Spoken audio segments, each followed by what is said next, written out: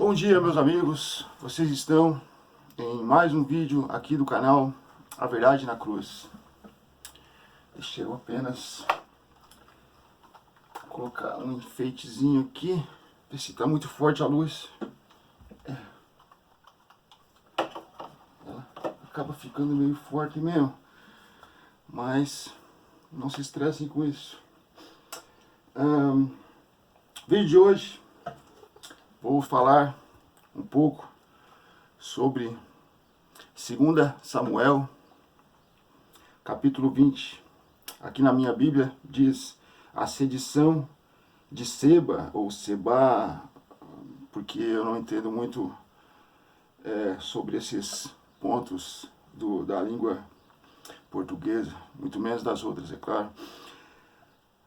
E a sua morte. O seguinte, então, Seba, ele... primeiro vamos orar antes de abrirmos a palavra de Deus, pois isso é costume nosso, os adventistas do sétimo dia.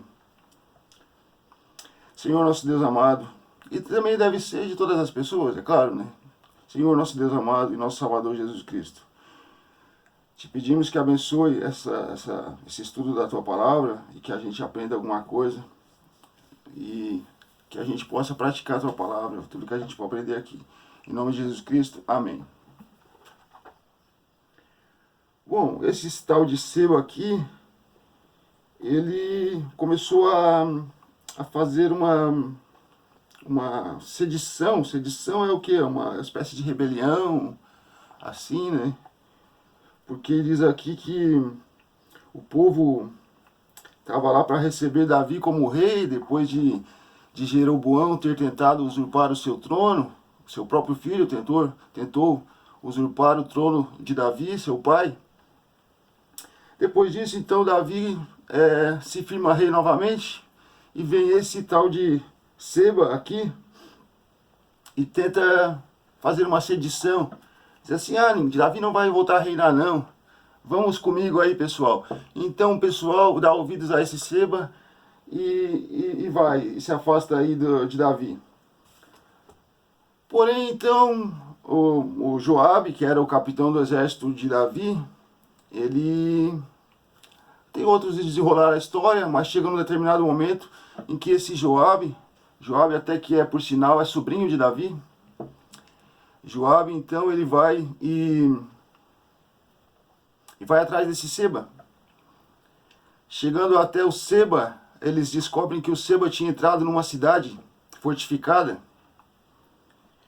para se esconder, ele e os seus homens aí e tal, etc. Aí então a palavra é tão interessante que os homens que seguiram Seba, ninguém fez nada, mas é com esse tal de Seba que levantou a questão que foi a rincha, entendeu? Pois bem, então Seba com os homens dele, que todos ali estavam ali contra Saul, eles entram nessa cidade.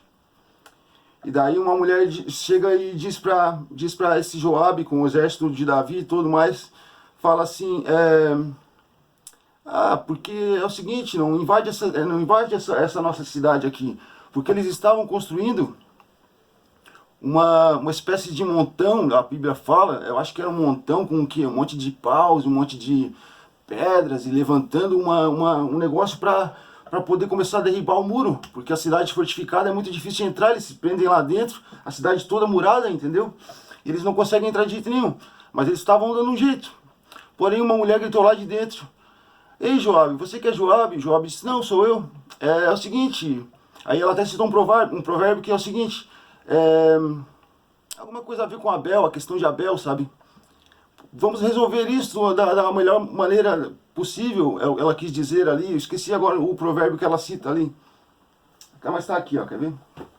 Ela cita aqui, peça-se conselho em Abel, esse é o provérbio que ela cita, para dizer que ali tinha que ter um certo consenso naquilo ali. Aí então Joabe falou assim, não, eu só quero que vocês me entreguem o Seba. Aí então o que ela fala? A gente vai jogar a cabeça dele aí por cima do muro e daí vai acabar a guerra. Daí ele falou assim, não, tudo bem, você joga a cabeça aí, tá tudo certo.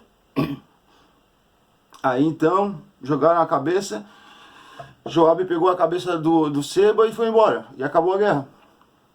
Essa mulher foi muito sábia, né? Essa mulher foi muito sábia. Oh, vai morrer o povo inteiro, o que está acontecendo aí, Joabe? Pois bem, então agora eu vou levantar uma questão aqui sobre as cidades muradas. Eu já falei um pouco, mas eu vou entrar agora falar sobre um detalhezinho aqui. As cidades muradas eram cidades muradas, claro, mas as pessoas então construíam muralhas ao redor das cidades para justamente esses tempos de guerra eles terem uma proteção. Aí eu fico pensando assim, bom, então o tempo que as muralhas estão sendo construídas e tudo mais, as pessoas podem fazer guerra? Sim, elas podem fazer guerra e podem entrar enquanto as muralhas ainda não estão sendo construídas. Só porque aquelas muralhas de pedra ali era uma coisa de louco, sabe? Eles iam construindo aos poucos e depois até para destruir, depois de ser construída, dava uma trabalheira destruir aquelas muralhas que você não tem ideia, entendeu? Era uma coisa muito gigantesca, assim, muito grande mesmo, as muralhas. Aí eles ficavam levantando ali, aí depois que tivesse levantado, era aquela proteção que eles tinham, né? Agora, eu vou, então, falar o seguinte. Esta história que eu acabei de ler para vocês está em 2 Samuel, no capítulo 20. Agora eu vou falar para vocês, vou citar para vocês um provérbio que diz o seguinte: tem visto um homem precipitado nas suas palavras? Maior esperança há de um tolo do que para ele. Provérbios 29, 20. Então, Seba, ele entrou naquela cidade e se sentiu seguro. Se sentiu seguro. E de fato, ele deveria se sentir seguro, né? Ele estava no lugar mais seguro que poderia haver com uma pessoa naquele tempo, que estava correndo do seu inimigo. Então, o que esse provérbio quer dizer?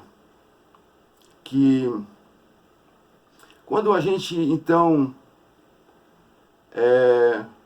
como cidade derribada, como cidade que foi derribada dos seus muros, assim é o precipitado no falar.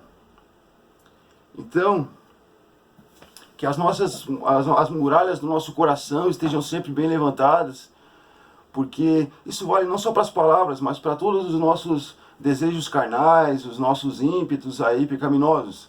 Que, por exemplo, que a gente vai falar alguma coisa, a gente fala assim, putz, não vou falar, eu sinto uma coisa dentro de mim, mas eu não vou deixar sair para fora, porque assim que deve ser, né? Porque o nosso coração deve ser como uma cidade murada, tomando como referência esse provérbio que eu acabei de ler ali. Até vou citar novamente a referência de onde ele está, né? Esse provérbio é o provérbio, no capítulo 29, versículo 20, que diz: tens visto um homem precipitado nas suas palavras? Maior esperança há de um tolo do que dele. Então é isso. Acabei de ler aquela história ali para vocês, que Seba tentou se esconder lá dentro, porque dentro dessa cidade fortificada, porque lá ele encontraria muita segurança. Porém não foi assim que aconteceu, mas então eu só fiz uma comparação sobre as cidades derribadas, contei essa história, um pouquinho dessa história, para vocês entenderem como eram as cidades derribadas naquele tempo, como eram as cidades fortificadas naquele tempo, como eram as cidades que tinham muralhas naquele tempo. E fiz a comparação com esse provérbio, que é o 29, versículo 20.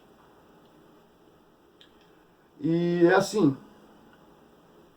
Então eu peço a vocês que deixem o like aí se vocês gostaram. Peço a vocês que também compartilhem esse vídeo, que vocês se inscrevam. E até o próximo vídeo. Falou!